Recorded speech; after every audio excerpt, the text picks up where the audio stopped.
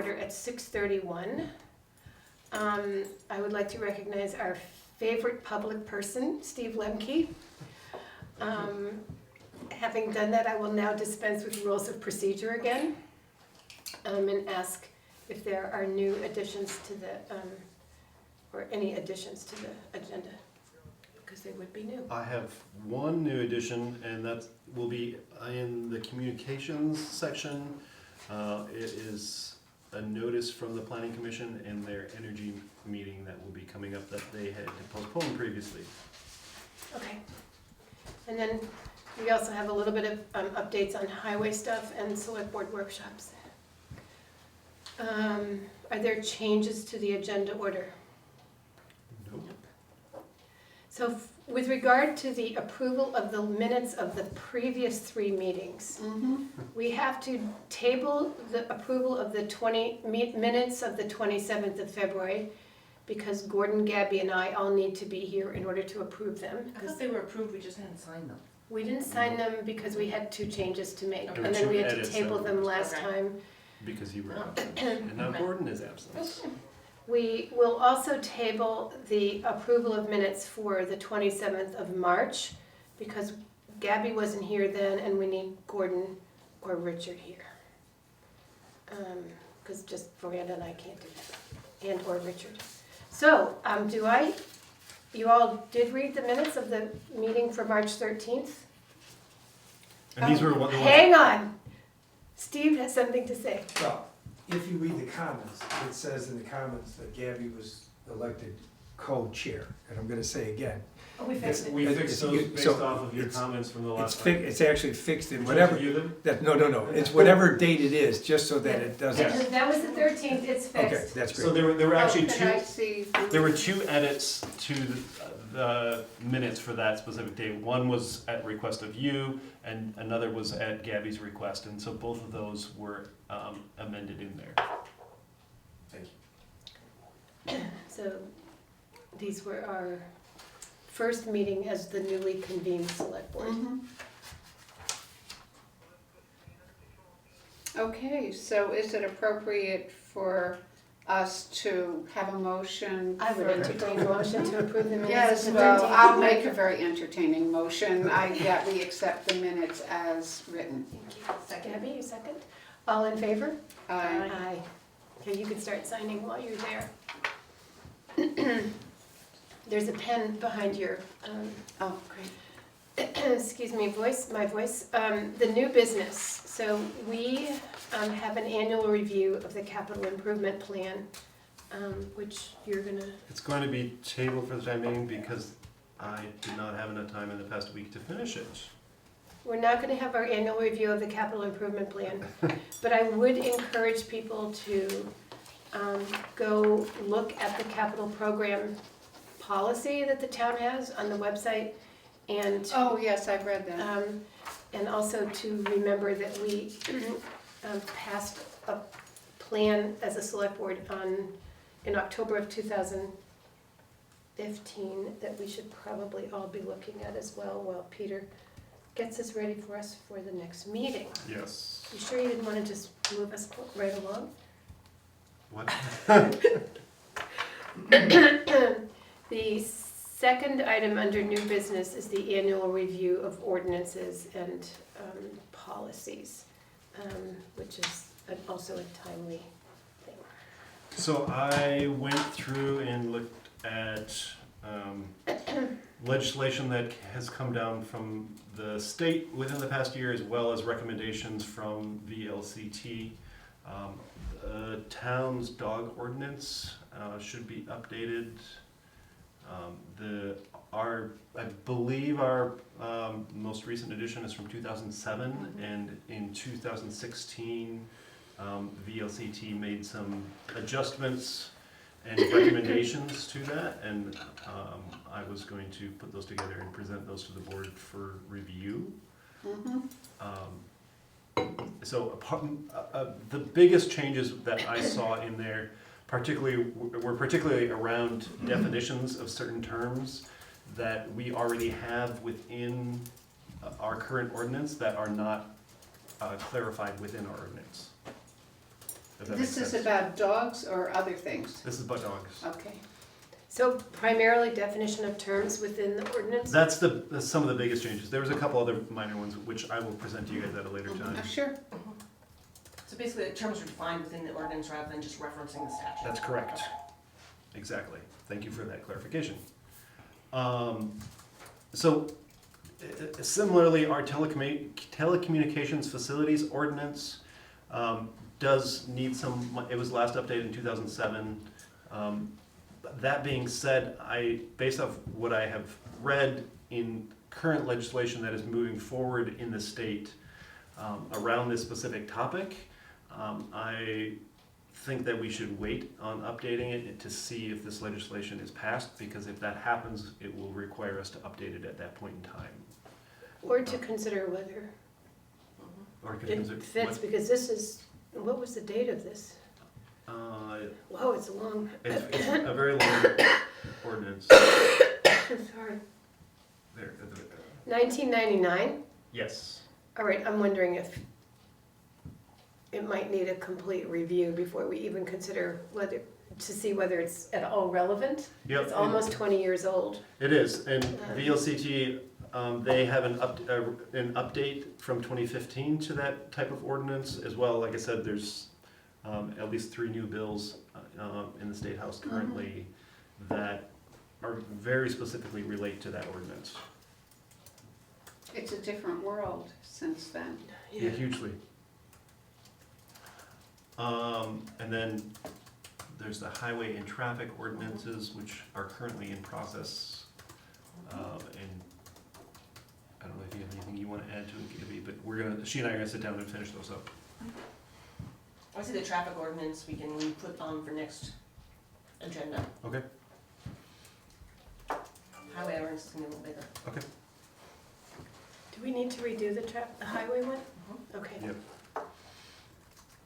And will we be having a work session on that, or will it be done in a subcommittee, and then brought to us? So what I envision is, just because I started working on it in the fall, the traffic ordinance is pretty self-explanatory. Oh, great. I don't think we need a work session for every single thing. No, Yeah, we could Personally, just- I would prefer No, minimal that- work sessions. We need to go over it with Dan, and then I figure we'll circulate it around with the Sure. next draft agenda for review. And then lastly, our social service agency is appropriation policy might need updating based off of a few changes that we made this year, particularly around the language that's within it, just for clarification purposes. But I need to, I need a little bit more time to find more information to see if there's been any changes at the state level, or if the VLCT recommends any changes to that. Are you saying that is this about how a social service gets on our warning and Correct. stays on it if they? Correct, they petitioned for 3 years, yes, that Okay. is correct. And we changed some language around that this year. Mhm. Everything else looks fine as far as our ordinances. They're up to date. They're current.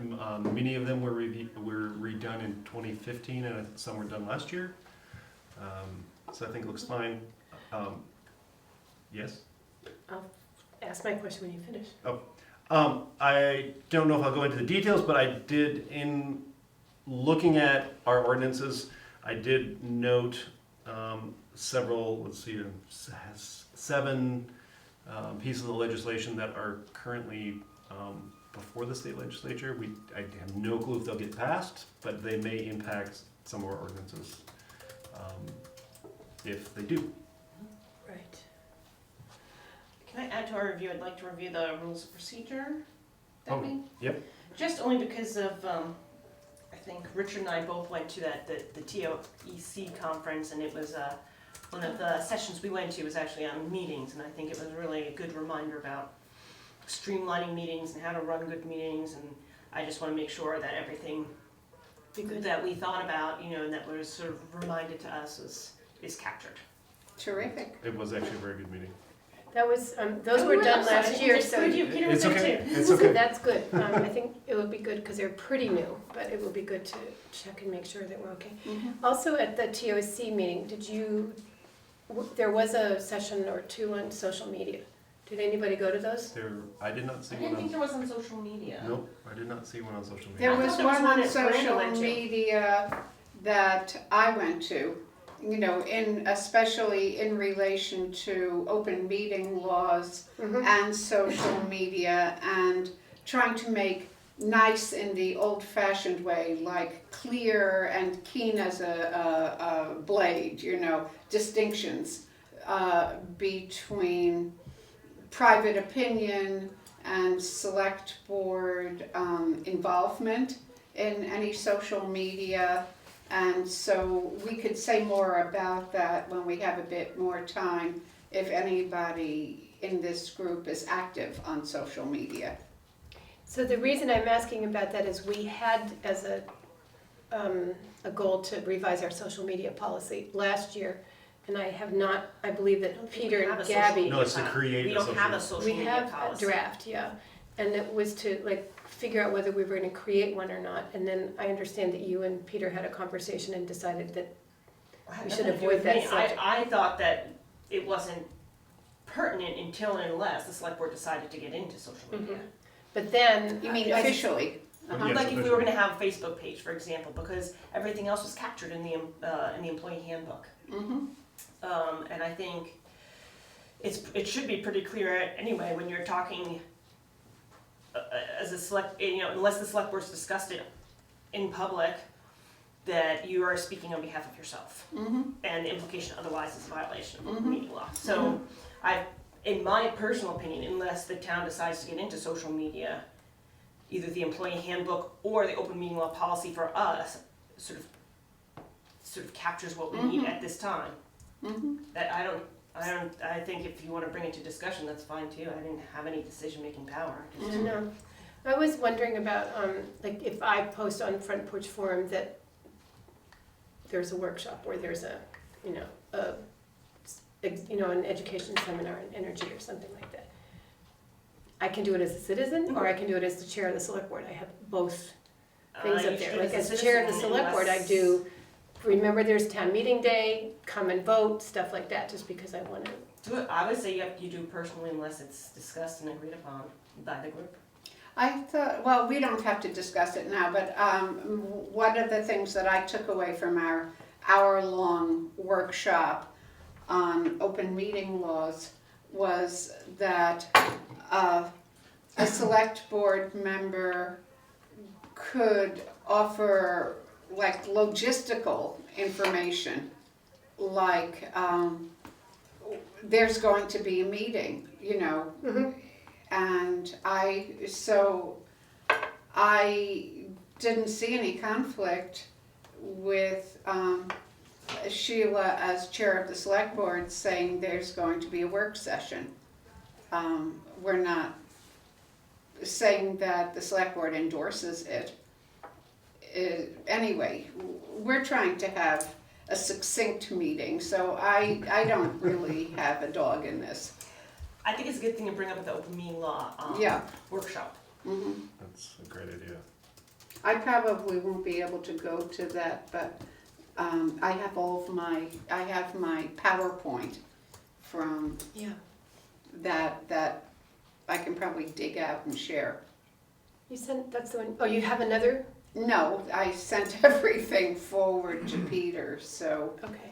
I can go back through and make sure that the And- open meeting PowerPoint, it was something that I forwarded to you. You did We got forward the me. quasi judicial. Yeah, we had the quasi judicial. I didn't get the one on. Okay, well, I'll go back through and. Sure. Okay, so I think we have some work to do. What I would like to see is put this into our select board projects with dates due and Sure, status and things sure. like that, just so that we don't lose track of these things, Mhm. because we won't go back to the minutes to refer to them. So, Next on the agenda is, under old business, the River Corridor Bylaw presentation to town and Steve Lembke. Okay, so following the Thursday morning, April 6th Select Board work session, John Broker Campbell from the Agency of Natural Resources attended. I thought it was a really good session of questions and answers. We're ready now to post the regulation, pardon me, both on the town website and various places around town. It'll be posted with some very succinct bullet points, the 4 reasons why the select board is considering adoption, no more or less editing than that. And it will also go with a web link to the Flood Ready web page and the map, so that somebody can type in their actual address and then overlay the river corridor map and see whether they are within or without the river corridor. So that will be, I think, good preparation. The actual regulation will be posted, the 4 bullet points and the Flood Ready, and a contact for more information to my number, or John Broker Campbell at the Agency of Natural Resources. Public meeting will be held on Wednesday, April 26th, 2017. It will now be at the school, at the all-purpose room, from 6:30 to 8. It was originally 6 to 7:30, now it's gonna be 6:30 to 8, so we don't conflict with the after-school program, all right? But John Broker Campbell will be there. He has a PowerPoint, he has some handouts to bring, and in order, following the Thursday meeting, we agreed that we would look at the number of parcels that were in the proposed flood corridor. Going bowling? In the flood corridor, and then we would get that total number of people who own property, not necessarily live in the proposed corridor, but own property. That will incorporate, everybody who owns land, because it's not only a structure, it's land. So we'll do that, and we'll see how many, Wyndham Regional has worked with me and with John to get a list of questions pulled together, and as soon as we get that list, one of which is the list of landowners, I'll come back to this group and let you know what we're talking about as far as numbers, and then what we will do as far as mailing a postcard to some or all of those people announcing the meeting, okay? So I think, and at the meeting, John Broker Campbell from Agency of Natural Resources, the Wyndham Regional Commission will be represented, Planning Commission, Conservation Commission, and the listers will be represented. So I think right now the plan is in good shape to go forward at this point. Thank you. 10 to 7, Steve. Pardon me? It's 10 to 7. No, I said 5 to 8. I know. You just did a good job on your timing. Thank you so much. The next item is cleaning the town office.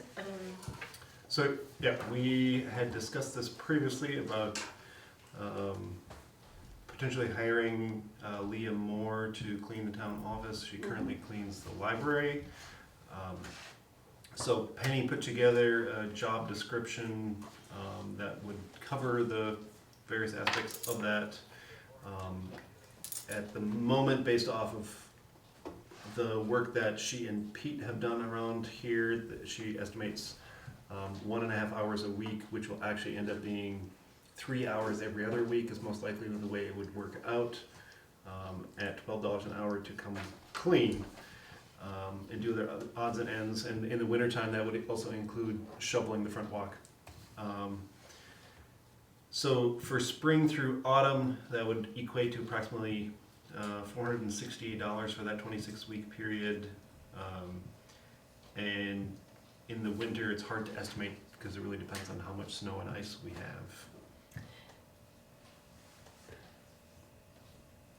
Can I ask a quick question? And it's only because it came up when I was reviewing payroll too, that the cleaning and maintenance for the library, we've hired her as an employee, is my understanding.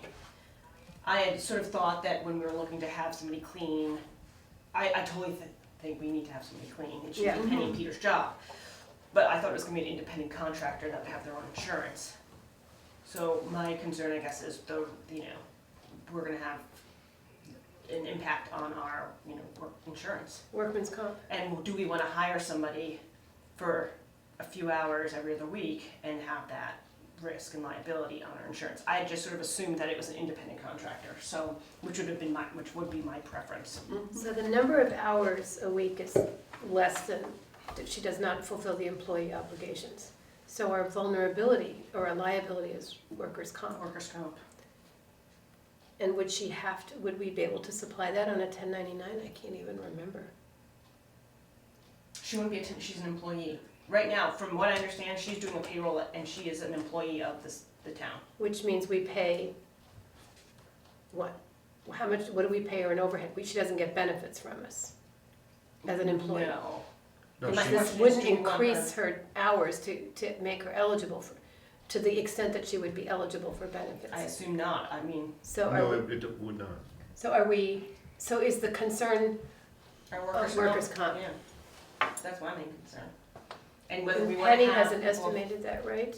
No, so I would actually have to ask Penny the impact that having her on is on our workers' comp at the moment. Right. And can I ask, do we know why the library took her on as an employee? Was there some, That was my question, and that's, Oh, okay. what I propose to do is, is make a motion for payroll with the caveat that Peter will to have a discussion with Penny and or the library board or trustees to figure out why and how she got taken on as an employee of the town. yeah, it would be nice to have What the- more clarity and one system for both if it were easy. She may be an independently insured contractor, but I would be Yeah, surprised. I'd need to Yeah. confirm that with Penny and or the library. A quick email to Richard Wazansky might be a useful way to get that information. Well, Penny has all the payroll. Oh, she does, Yes, yeah, okay. Yeah, so, Oh, that's right, the library is, right. all right, so what would you like to move? I don't like to move anything. I guess I would like more information. Yeah, no, thank you, I think you're right. But and my personal preference would be to have an independent contractor come in here a few times a week and clean. You might also review the policy for whether the select board should know who's being taken on as a public employee. Yes. I mean, as a town employee. Correct. I mean, it might have been 15 years ago for that matter, but Yeah. I don't think so. Mhm. Well, and yes, and it's specifically how it works with the library. Mhm.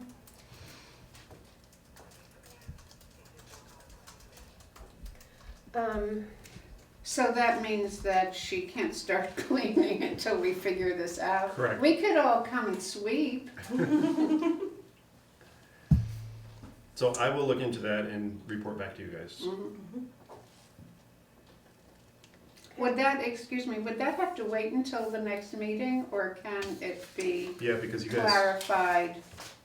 you would have to wait till the next meeting because one of you will have to make a motion to hire, whether it's hire her as an employee or Right, hire her okay. as an independent contractor or someone else, to whatever your decision is. And so that's not something that We can't do that sort of pending, yeah, that sounds I too don't- confusing. Yeah, I don't think we can do that. Okay, So, more in action.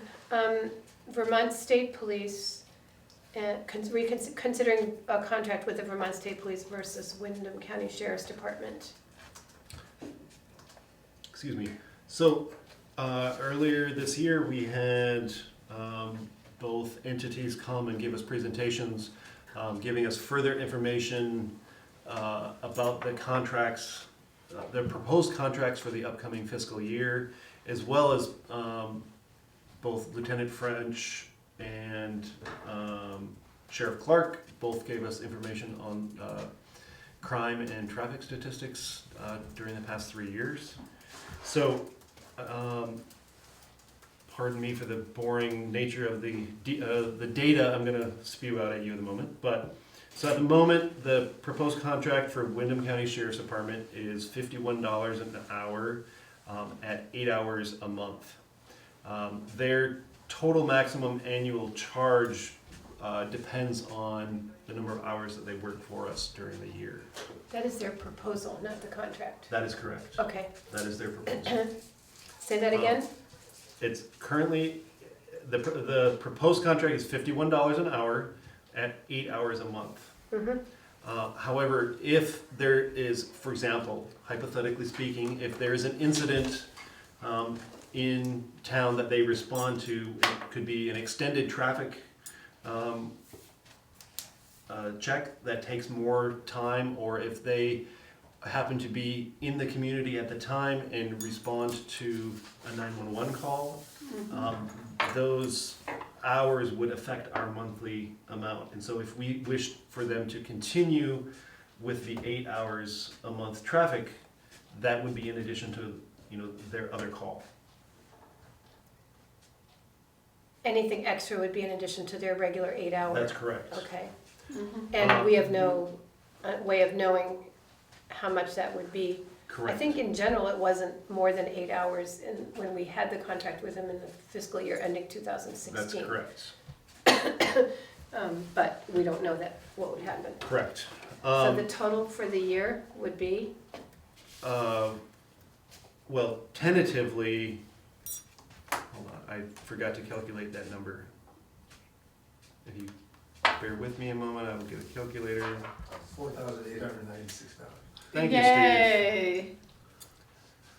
4896?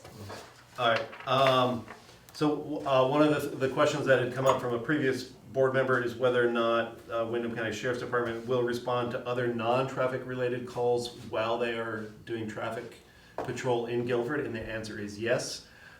That being said, depending on the nature of that call, they may respond immediately and then wait for Vermont State Police to arrive and then hand it over to Vermont State Police. So the next is the Vermont State Police. Their hourly rate, proposed hourly rate is $68.35. Also at 8 hours a month. And they had a separate line in there that stated that their total maximum annual charge for the contract would be $6,561.60. Sorry. Could you repeat that number? Yes, $6,561.60 would be the total maximum annual charge. Do you mean that if they had to give more than 8 hours a week, it Month. would still be That's that a charge? month, 8 hours a month. Yeah, that's what I meant. Yes, that is correct. Even if they did more than 8 hours a month, that is the maximum that we would get charged by Vermont State Police. And the maximum is the $68 times 8 hours a month. That's correct. Okay. Why? Why what? Why? So, this is something that came up during the discussion as well, so similar to Windham County Sheriff, the Vermont State Police will respond to other non-traffic related calls at any point, but if they're in the community for traffic related things, they will respond if they receive a call. And what Lieutenant French explained is if he has a trooper on traffic patrol in Guilford that gets called away to another type of call, the first hour of that call will be billed to the town, and then any remaining amount of time that is spent by Vermont State Police on that call actually will get billed to the state and not use up the town's hours. Well, that's understandable. The additional thing that with the Vermont State Police is, for example, Lieutenant French stated that, as an example, if they pulled over someone for a DUI, he said an average DUI traffic stop takes 2.5 to 3 hours. And so with that, he said if that's the case, what they do is the first hour of that traffic stop will get charged to the town, and then the remaining 2 hours of that traffic stop will then get charged to the state. So that doesn't eat into our full budget of time that's allotted in our contract. So that's that's the primary difference between the two contracts, is that basically, if a traffic stop lasts for longer than an hour, then the state will cover that remaining fee for us. And so do we, as a select board, have other criteria for making this decision other than money? You can use any money, service, providing, we could, I mean, we'd be happy, have they done things at our direction, have we had problems with them? Yeah. So we So- could use any of the yeah. above, Mhm.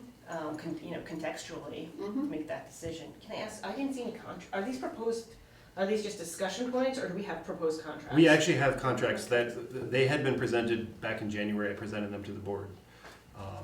May not remember that point, but yes, I do have copies of contracts from both of them. And the contracts are identical except for the cost? Yeah, as far as services provided, yes. Mhm. I mean, besides the fact, the latter part of what I just stated is if a call takes longer than an hour, then the state police charge that to the state versus to the town. Right. I think there are two other things that we've learned in the last year. One is that the state police will put up road speed signs at no cost to us. I cannot remember, I don't think we had that service through Windham County. Speed signs? Speed, like alert, it's 35 miles an hour, and they will actually get data. So we did that last summer Center Road. on Center Road, past, by the meeting By the house and the range. library and stuff like that, to see if people were speeding. Oh, We were dealing with resident complaints at the time, and so we got that service at no extra charge, which was Mhm. very helpful, because it gave us a lot of data. I'm not sure whether we ever asked the sheriff. I don't whether they could do remember, that. yeah.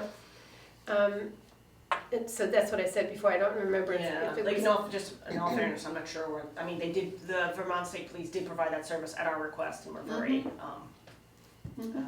accommodating. And I do believe that when Sheriff Clark was here, he did say that they also have, I don't remember how many the state police have, but Sheriff Clark, I do believe, said that they do have 2 speed carts that they could deploy here should the town need it.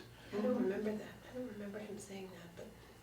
If I could just make a couple other Sure, of course. points, just because I expected somebody to ask, so the difference, if we were to spend the same amount, the $6,561.60, which is the VSP contract, if all other things were equal, that would equate to 10.7 hours a month from Windham County Sheriff's Department at the rates in which I stated previously. I see, yeah, So an additional 2.7 hours That's correct. per month. Mhm. which could That's be good. eaten up by one DUI.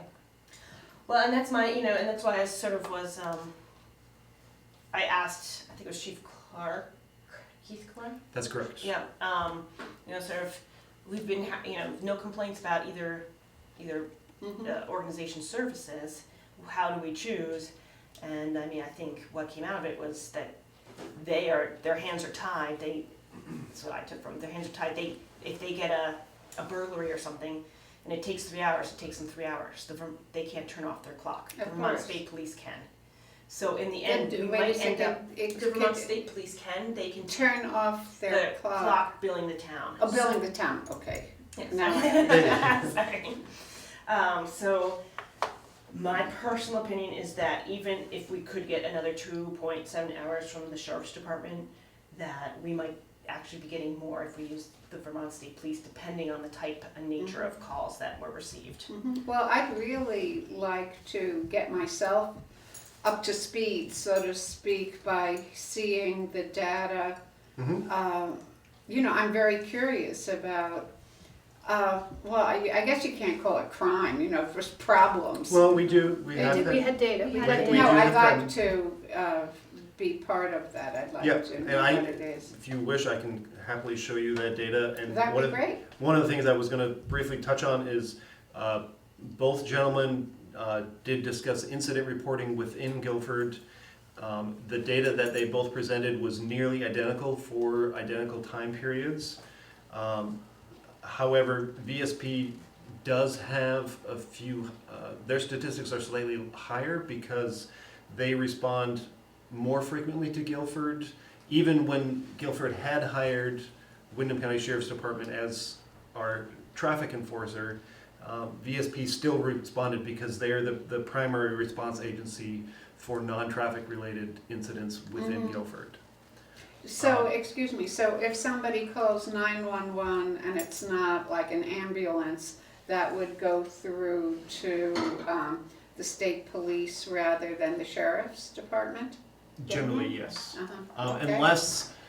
Unless that happened and the town had hired the sheriff's department and a sheriff's deputy happened to be in Guilford at that time, then they would take the call prior to the state police station. So the dispatcher would know that, that we had the sheriff's department responding? I don't know the answer to No, that okay. question. I don't think so. I mean, I assume there's The dispatch. Yeah. radio Yeah. traffic like that a lot. Yeah, plus so- everybody else who listens to the Right. scanner. And last but not least is the overall incident rates. So when we had both gentlemen come, we asked for data for the past 3 years from both of them. Mhm. And on the whole, non-traffic related incidents have declined in Guilford over the past 3 years. Oh, good. And so were most of the other, were the other categories largely DUI or minor break-ins or? They both had fairly extensive lists Oh, of yeah, what well, all. I look forward to knowing what's going on in our town. But I think the takeaway here is that there's not much difference in the data Mhm. between the two. It could be that incidents in Guilford are skewed to a higher level with the Vermont State Police because they also respond to everything Yes. going on 91. Mhm. But that we are talking about the cost for services to the Yes. town, Mhm. primarily related to traffic control, Mhm. 8 hours a month. Mhm. And how much would it cost us to go over that Mhm. if we had one versus the other service? It Right, seems- I understand. And I think the two other points here, one is it's a difference of about $1,400. And secondly, we budgeted $7,000 for this, for law enforcement services this year, not knowing how much. So in either case, we would be under Under budget.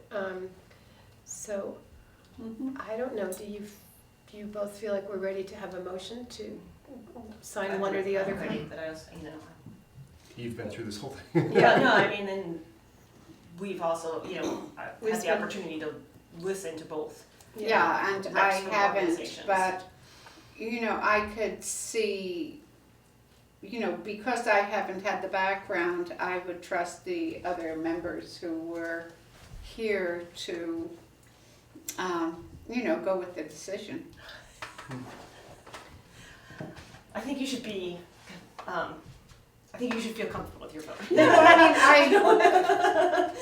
I've just been, as a private citizen, I've been doing some work with the American Civil Liberties Union and on immigrant issues and with, people interviewing the state police and the sheriff's department and the Brattleboro town police about, those issues. And so, thinking about the cultures of police departments is on my mind. I don't know how relevant that is to traffic stops, routine traffic stops in Guilford.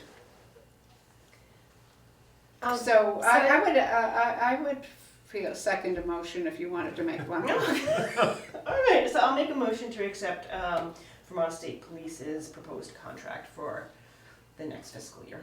And I will second that. All in favor? Aye. Aye. Okay, thank you. Next on the agenda is the Wyndham Solid Waste Management District update, and we don't have one. Nothing, there's a meeting this Thursday night that Cheryl's gonna go to. Mhm. Peter went to a meeting, but nothing really came out of it. We're gonna be working on this in more depth in our next Mhm. workshop? A week from Thursday. Yes, a week from Thursday. So, I think we can dispense with that. The other item, another item under old business is the approval of the VTrans Highway Certification of Compliance, and Ian Keel was absolutely correct last week. 2 weeks ago. 2 weeks ago that we moved and seconded, but we did not actually take a vote. So thank you, Ian. We have amended our minutes accordingly, and I would now like to ask if all are in favor of accepting our VTrans Town Highway Certification of Compliance. Oh, aye. Was that on the, I mean, I've reviewed all the materials from the previous meeting. Was that in the materials think that I it was in- reviewed? Then I'm okay with that. Yeah. Because I was Yeah. okay with everything. Yes, it was included in the folder Okay. of all the materials. I just want to make sure. So I would enter, so. It was already It was moved. and seconded. And Okay. so. We just needed So a all vote. in favor? Aye. Thank you. Aye. Okay, so we just need to date this one. Yep.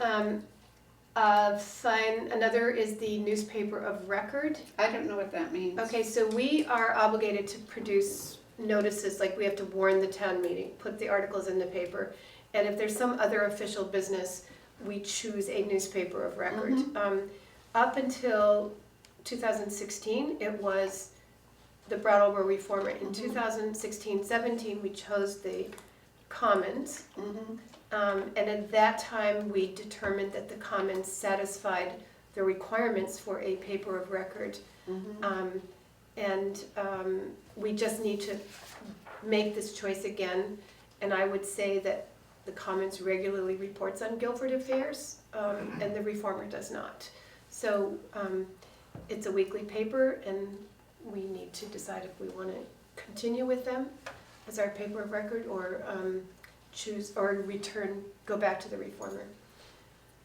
Steve, did you have something you wanted to say about that? Question, the fact that the Commons is once a week and the Reformer is daily, and you're trying to warn a meeting, it's not really contingent about who reports on Guilford, it's how convenient it is to get them notice in a timely way. And if you're, I'm just raising the fact you could get bound up by a publishing schedule on the Common being a weekly paper versus the Reformer being a daily paper, if you're just looking at it for your paper of record for not so much information, and not so much news as strictly warning meetings.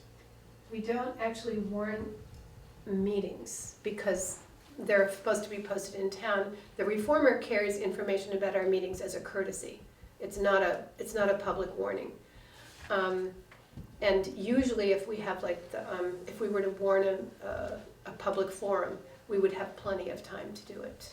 So it's not an issue. So it wasn't an issue in the last year. And Well, Well, only because I looked at the bills, and I think it was a sort of a problem it to was warn town meeting actually this year. But in my mind, I think we could have our newspaper of record be the Commons, unless there's an emergency and we can't get something in on time. That would be my preferred. did we have an emergency for town, or did we just not do it properly? No, it was done properly, but just because of the specific deadline for warning town meeting, we waited towards near the end of that deadline before we warned the meeting in the newspaper, and it was only warned once. And we had discussed this previously, so that the deadline for which the Commons had to get the warning in was not in such a time frame that we could warn by the legal deadline because of their publication date. And so this particular year, it was published in the Reformer because they could meet the publication date. It didn't cost us any more. I mean, we would have. I think the Commons cost more money. I mean, the Commons cost less money per publication as opposed to the Reformer. When they charge per word, but that's why we chose the Commons in the past, because it was significantly cheaper for publication purposes, cost-wise. I like it because it's free, so if we're trying to reach out to a broader audience, maybe one that might not be able to afford to pay for a daily paper, that would be my reason for the Commons, unless there's an emergency situation. where we have to meet a deadline that can't be met by the Commons? Yeah, you might note that if you, to say our paper of record is the comments, but it's noted that we're on a publishing deadline, when an emergency or time constraint comes up, the reformer would be used in that case. And that, it was an emergency, it was not an emergency, No, it was I mean, just a but- time constraint this Right. year. Time constraint. Well, and that's what I mean by emergency. If we need to have published something and need a legal deadline, that to me is an emergency. Sure. Well, it seems to me that it's not too hard to plan in advance for things that we know we are obligated to do. And that we understand that we can reach an audience with this free newspaper who also reports on Guilford, which also reports on Guilford. And I think I'd like to support that reporting, Okay, well, are we ready to have a motion? I think we are. Okay, well, do you want to put a provision for a time constraint in the motion? I think that's wise, and then there's clarity. So Peter doesn't have to be like, oh my God, what did I do? Okay, well, This is how an can we example. frame Yeah, it? no, I it's- anticipate this can happen again. No, Just no. Things happen. Okay, well, I move that we continue to have the comments as our newspaper of record, noting that if scheduling requires it, we'll use the reformer. Second. Any more discussion? All in favor? Aye. Aye, thank you. You know, I do want to note that both of these newspapers are struggling Yeah, to to provide service for our towns, and I wouldn't want the reformer to, feel disparaged in any way, because I think they're trying their very, very best to continue to be a resource. Mm-hmm. thank you. Peter, you have an issue. No, it's not an issue. Something we need to sign for personnel policy agreement. Yep, so, earlier, at the beginning of the year, the select board, voted to approve a new personnel policy for the town. And in so doing, employees of the town, such as myself, have to sign an acknowledgement that we have received and read the, new personnel policy. And at the, strong recommendation of VLCT that for publicly elected officials and their appointees, if they receive benefits from the town, that there is a mutual agreement between that elected official and the town that they would be bound by certain portions of the personnel policy. And so I discussed this with Penny, and VLCT had a sample document to use, and I showed it to Penny, and she felt it was reasonable, and so she signed it on for herself and her two appointees. And basically what needs to happen is for the select board to agree to that they also receive these benefits from the town, and that they are responsible for the portions therein. As Peter said, this is something that we very carefully considered when we Okay. were Yep. creating the personnel policy.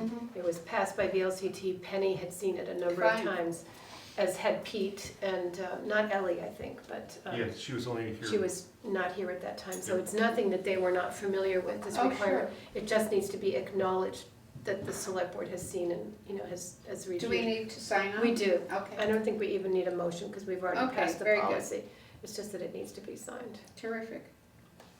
So what's next? I just want to check. This was Making sure. vetted by VLCT that Penny can sign on behalf of others. That's correct, Okay. because they report to her, they are her appointees. Okay. So they, Okay. I just want to make sure that was vetted Yeah, by so VLCT. yep, so this actually On their came behalf. from the VLCT attorneys, is where this document came from. Okay. What about the library staff? Good question. That's an excellent question. Okay. I don't have an answer to it.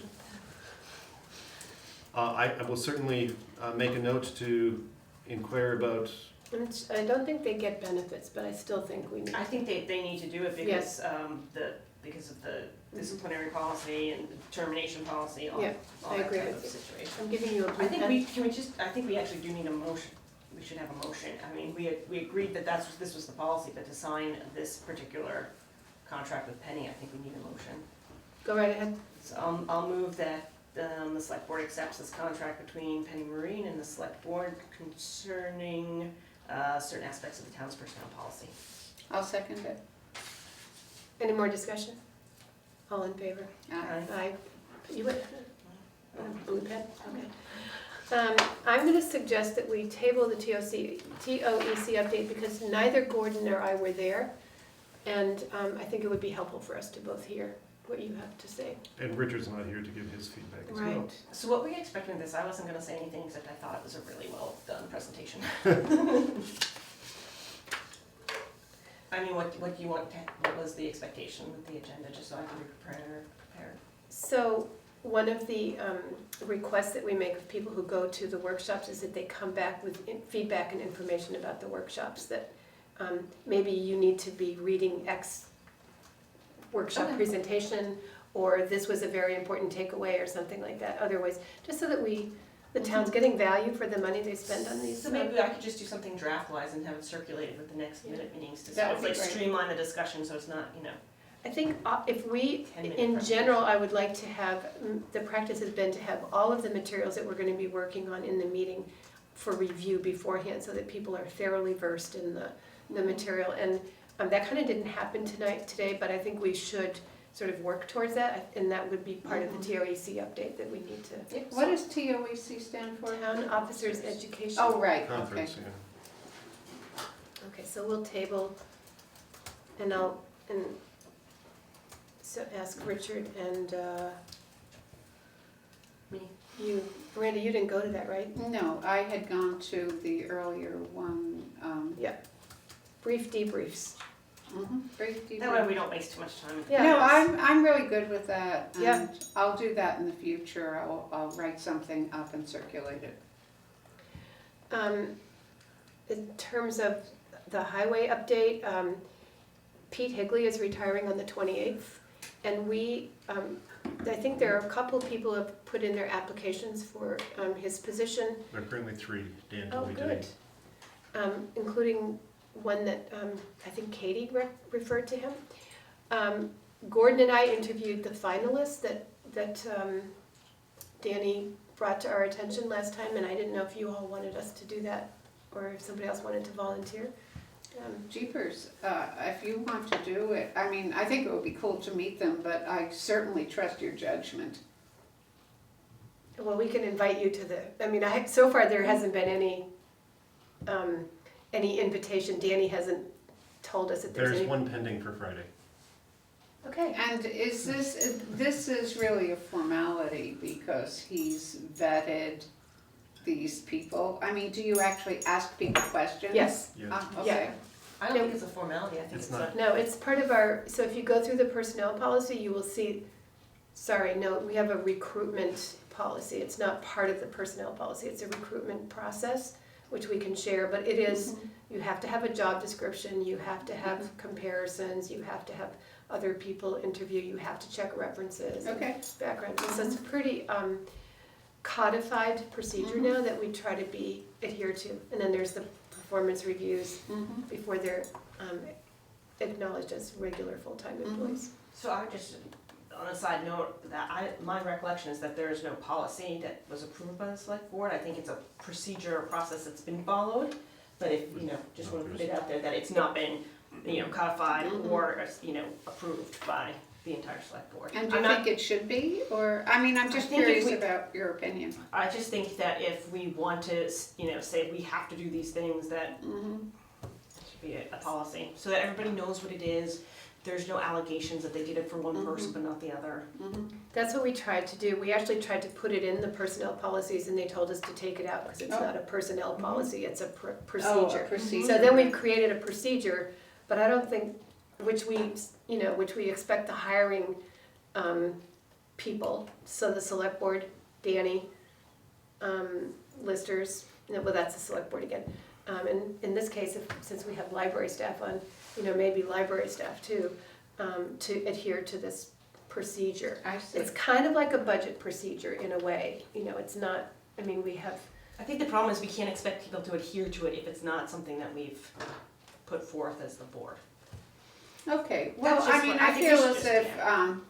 you know, somebody can just, bring me up to speed, not at a meeting, you know, to So, really understand. no, I it. think it's important, it's a good question and it's a good point. And Peter is in the process of operationalizing, or creating operation guidelines for the personnel policy so that it's not new to Penny, or it's not new to a new employee, or it's not new to a hiring body. I mean, we sort of revamped the recruitment process, the screening process, the interview process in 2014 and 2015. And so I think it's probably worth just sending that document around to people. Oh, and that would maybe be we can just- great, I would Yeah. happily read it. Yeah, because I don't think even we've seen it, so I Oh. think to expect, you know, that it's being followed is, it would just be helpful. You mean you didn't read every draft of the personnel policy? I did, I read it in the personnel policy, but then I didn't pay attention to it because it was taken out. Yeah. So this is just a point of interest question. Is there a probationary period once a person's hired? We don't call it a probationary period, but it is a 3-month interim process before somebody, so to see if the fit between the employee and the town and the employee works, you know. It just gives people an option to make sure we've made the right choice. And then after a 90-day period, and after an initial 3-month review, the interim review process, then that person is or is not recognized as a regular full-time employee or regular part-time I think employee. that's a great idea with the road crew especially. 'Cause Yeah. so much of it is, how much do you really know? Right, and winter is different from summer, so, But Danny has done a pre-screening, I mean, he's not bringing people, well, let me put it in a different way. Does he Review vet about people it. himself before he brings them to us? Right.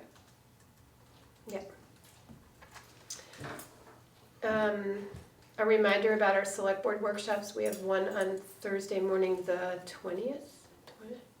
And what time is that? I'm just. 7:30. Oh, that's a real sleep-in workshop. You missed the last great one. Did you miss it? The one with She Steve was- Lemke? I was gone. Lake Erie on another waterway. Yeah. So it's the 20th at 7:30, and this one is on Wyndham Solid Waste, and then we have another one on June 1st, which is our open meeting law. And you got some great responses today. Congratulations. I did. Mhm. So, and then there will be a couple of others over the summer before we get into budget in the fall. Brace yourselves, everybody.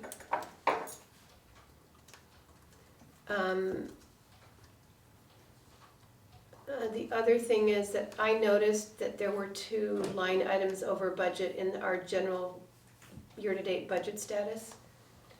And do you remember what they were? I was just grabbing that document that. I asked So Peter I to can- explain them.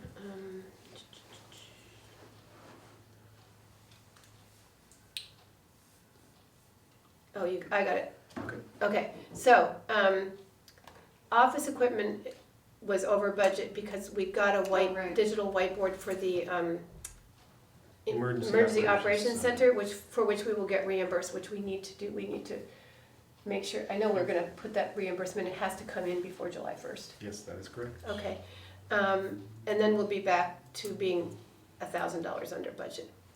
And then the building maintenance budget is over because of a few things. We had to rebuild the display box at the country store so that we can warn our meetings down there. There were 2 bills relating to the septic tank backup, which we did not anticipate having. And we had to hire somebody to redo all the locks on the exterior doors and to put in ADA compliant handles. So all of those were expenses that we had not anticipated.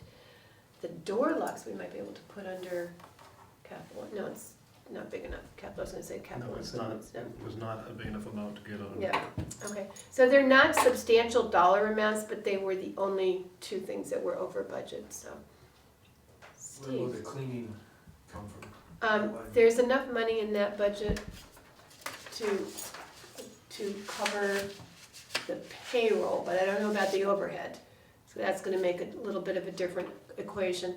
We had budgeted 2,500 for fiscal year, and this year we spent 14% of that. So I think we have money in there, it's just, what are the estimated costs gonna be?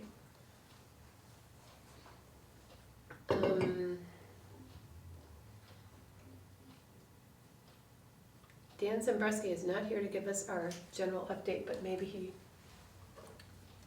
I know he's grading. He is, They are all grading. he did, the brief update he gave me when he was in this morning was that they are grading and putting down lots of gravel. The backhoe is currently out of commission at the it moment. still is. Yes. He had that wonderful quotation that I wrote down. Oh, that was actually about the grader. This is the backhoe. Oh, God. So he said that they just replaced the fuel pump on the backhoe, and however that did not solve the problem. Oh. So they are further working on it. And that was about the extent of his update. It was just grading, and dumping gravel. And cutting a few tree branches off. So. Right. A lot of trees down by the sides of roads. Mm-hmm. I don't think I've ever cared so much about a backhoe in my life. I'm just gonna say. I think it is time for warrants. Do you have them, Gabby? Yep. I'll make a motion to pay the following payroll and warrants. Thank you, Payroll. Steve. Payroll for the week ending April 2nd, 2017 in the amount of $9,451.31. Payroll for the week ending April 9th, 2017 in the amount of $6,414.18. Expense warrant 1719 in the amount of $509. That's So I wrong. reversed Yep, those. Yep, that's Those are okay. reversed. Fix Sorry. that. 1719 in the amount of $21,098.46. And expense warrant DP 18 in the amount of $509.85. For a grand total, payroll and warrants, $37,473.80, and there's really nothing outstanding or excessively expensive in Sorry. the current expense warrant. It was a lot of little things that added up. I think one of the biggest things was the preservation of documents, for That's it, example. yeah. Mm-hmm. Which was a lot. It was 7,000, but we've been budgeting for years Yep. for that. So, and Penny's done a lot of work from like 1940 on, I think, Mhm. capturing documents required. So, do we need a motion for this? She She just just moved. moved. Oh, We need a second. I second them. Any more discussion? All in favor? Aye. Aye. Communications. So we have a couple of communications. I'm not going to read them in depth. As we have frequently at this time of year, we have received notice of 2 wastewater systems from the State Department of Environmental Conservation, not conversation, conservation. So it's just simply a notification that they have issued a wastewater permit in Guilford. From Cedar Falls, Iowa? Somebody moving here? Apparently so. I don't know the details. All I know is that they requested a permit and received one from the state. The other item under communications is from the Town Planning Commission. They have a meeting, and this notice is posted in several other places as well. So the Planning Commission is having a meeting to review their draft energy plan at 7 p.m. on April the 17th this year at the Broadbrook Grange in Guilford. They were going to provide information about their energy plan and a forum to discuss how this work fits into Vermont's comprehensive energy plan. And if you have any further information, feel free to contact the Planning Commission and specifically Thayer Tomlinson. And this is already posted, we've got it on the town website, right? Yep, and so this is posted in all of the usual places, the covered bridge, the town office, the country store, the Grange, and they just asked, And the town homepage on the town website. that's correct. So they just asked us, since it is coming up on the 17th, if we would mention it Right. at the select board meeting. Oh, you put up the Guilford road crew position too. Yes, because Danny asked me to do that. Awesome. That's all, that's it for communications. Wow. We can keep signing these, but I might, Sorry. I'll get better at this. It's all right. at 7:36 PM, entertain a motion for adjournment. I so moved. I so second. Any discussion? So Gabby moved and It Miranda doesn't seconded. matter. All in favor? Aye. Aye.